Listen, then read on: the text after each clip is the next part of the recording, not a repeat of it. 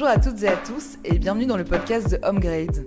HomeGrade est le centre d'accompagnement et de conseil lié à la rénovation et à l'amélioration de la qualité de vie du logement en région de Bruxelles-Capitale.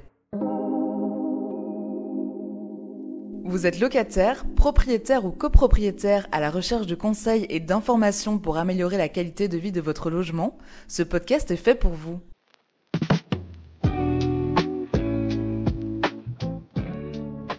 Aujourd'hui, nous accueillons Charles, conseiller chez HomeGrade et expert en énergie. Bonjour Charles. Bonjour Elodie. Nous allons parler ensemble de l'utilisation du thermostat au sein du logement. Pour commencer et pour que ce soit bien clair pour les personnes qui nous écoutent, peux-tu nous dire ce qu'est un thermostat et les vannes thermostatiques et surtout comment ça fonctionne ?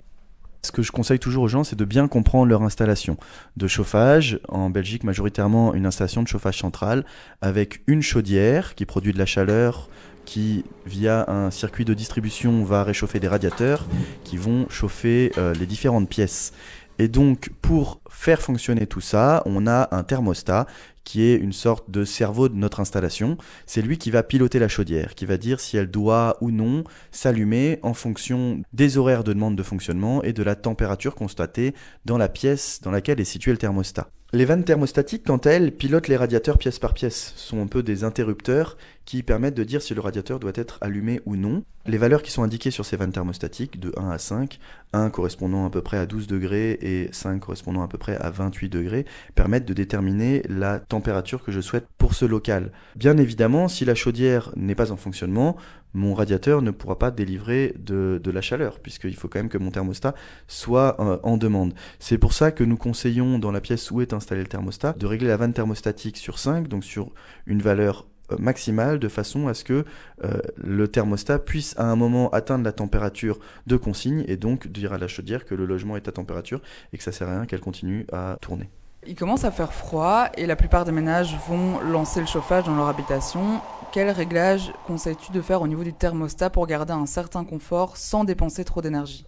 Alors, pour garder du confort et dépenser peu d'énergie, il faut réchauffer là où on a besoin, à la température qu'on a besoin et au moment où on en a besoin. Et donc, le thermostat, lui, va déterminer si la chaudière doit ou non s'allumer. Et comme je le disais, les vannes thermostatiques vont déterminer si les radiateurs doivent ou non donner de l'énergie. Dans une pièce de vie, là où généralement on installe le thermostat, on demande une température de l'ordre de 19 degrés par exemple. Ça veut dire que tant que la température dans cette pièce de vie n'atteint pas les 19 degrés, la chaudière va produire de la chaleur qu'elle va distribuer aux différents radiateurs. Maintenant, pour chaque radiateur, dans la salle de bain, on va demander peut-être une température un peu supérieure, de l'ordre de 20-22 degrés. Donc sur une vanne thermostatique, ça représente le chiffre environ 4. Alors que dans une chambre, on peut tout à fait dormir dans une chambre à 16 degrés, donc une vanne thermostatique qui serait réglée sur 2. Et donc maintenant qu'on a compris qu'on pouvait régler la température par pièce, on peut aussi régler les horaires de fonctionnement. Et donc ça, c'est le thermostat qui va déterminer à quelle heure la chaudière s'allume et à quelle heure la chaudière s'éteint. Pour cela, on constate assez facilement que lorsqu'on demande la chaudière de s'allumer, il ne fait pas immédiatement chaud dans l'espace où on est. C'est ce qu'on appelle l'inertie du bâtiment. Il va falloir un petit peu de temps pour chauffer. Donc en fonction de la taille du bâtiment et de son inertie, si ce sont des grands murs en briques ou des murs assez fins en béton, on n'aura pas la même durée, la même inertie pour le bâtiment, et donc le temps pour réchauffer le bâtiment sera différent. Mais de la même façon, le temps pour le refroidir aussi. Et donc, supposons qu'on allume son chauffage 1 heure avant le moment où on a besoin de la chaleur, on pourrait aussi le couper 1 heure ou une demi-heure avant notre départ, puisqu'on aura encore de la chaleur qui sera présente.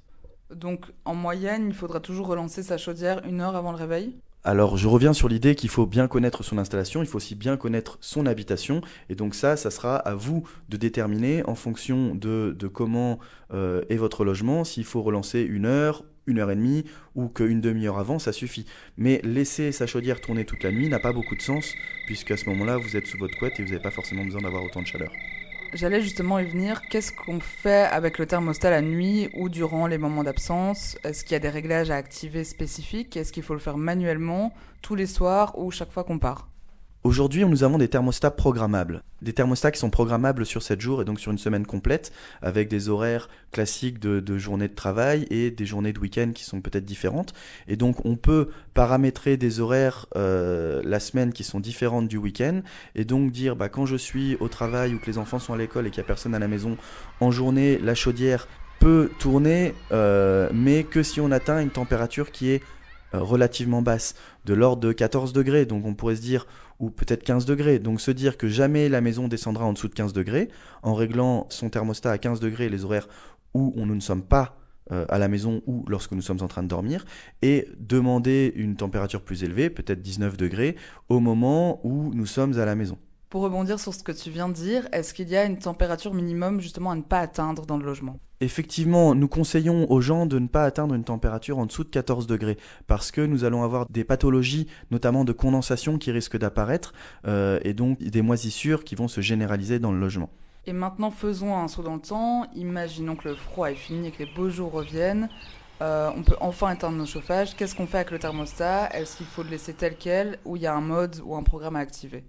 Au début de la belle saison, au printemps, les gens commencent à couper leur chaudière. Alors, si leur chaudière produit aussi l'eau chaude sanitaire, elle peut être programmée en mode été, c'est-à-dire la chaudière va produire de l'eau sanitaire, mais pas de chauffage. Si votre chaudière ne produit pas l'eau chaude sanitaire, elle peut simplement être coupée pour l'été avant la relance. Cela peut se faire soit directement sur la chaudière, soit via le thermostat. Certains et certaines disent qu'il ne faut pas couper la chaudière lorsqu'on est absent au risque de surconsommer à la relance de celle-ci. Est-ce que c'est vrai ? Il est temps de mettre fin à cette légende urbaine de la surconsommation liée à la relance. En effet, on a parlé d'inertie tantôt. Donc avec cette inertie, effectivement, il va falloir peut-être 1 heure pour que votre logement atteigne la température, mais vous aurez économisé durant toute la période où la chaudière n'aura pas été en fonctionnement. Et si vous partez en vacances pendant l'hiver, je vous conseille de maintenir une température d'environ 13 à 14 degrés, parce que si vous coupez complètement votre chaudière et que vous n'êtes pas dans le logement, vous risquez des problèmes de condensation, voire de gel de vos canalisations. Pensons aussi aux personnes qui n'ont pas de thermostat. Que leur conseilles-tu ? Alors, soit vous avez une chaudière individuelle, et dans ce cas-là, je vous invite à investir dans l'achat d'un thermostat programmable, de façon à pouvoir gérer votre chaudière pour votre logement.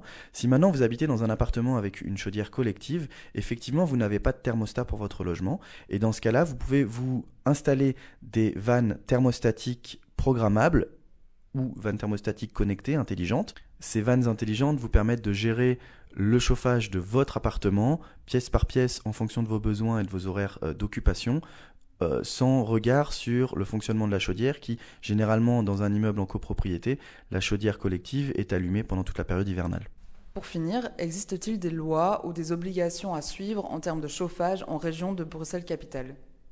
En région bruxelloise, c'est la PEB qui règle ces questions de chauffage et effectivement, lorsque l'on remplace une chaudière, nous avons l'obligation de faire une réception PEB chauffage et celle-ci prévoit la vérification de toute la régulation.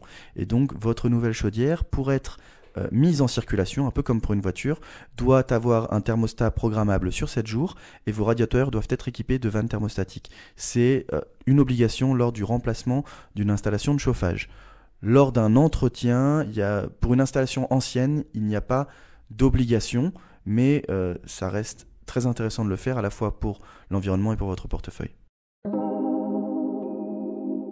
Merci à Charles pour toutes ces infos, en espérant que ça vous guidera dans le réglage de votre thermostat et que ça vous permettra de rester au chaud cet hiver.